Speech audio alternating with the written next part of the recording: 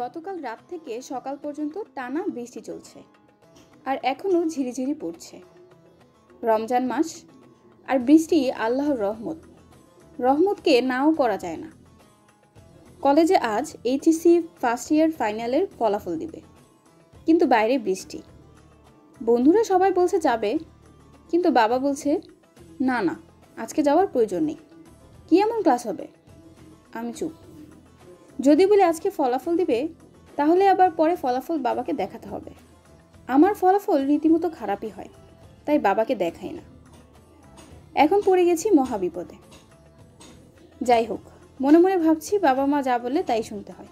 নিশ্চয়ই আজকে না যাওয়ার মধ্যে ভালো কিছু আছে, তাই সিদ্ধান্ত নিলাম কলেজে যাব না। সিদ্ধান্ত নেওয়ার প্রায় 2 ঘন্টা পর যখন কলেজ শুরু হয়ে গেছে, কলেজ থেকে আমার এক বন্ধু আমাকে ফোন করলো। ফোন দিয়ে বলল, আজ কম শিক্ষার্থী কলেজে যাওয়ায় ফলাফল ঘোষণা হবে না। আমি তো মহা খুশি। মনে হলো বাবার কথা শুনে আমি সঠিক সিদ্ধান্তই গ্রহণ করলাম। আসলেই বাবা মার কথা শুনতে হয়, এতে মঙ্গল আছে। ধন্যবাদ।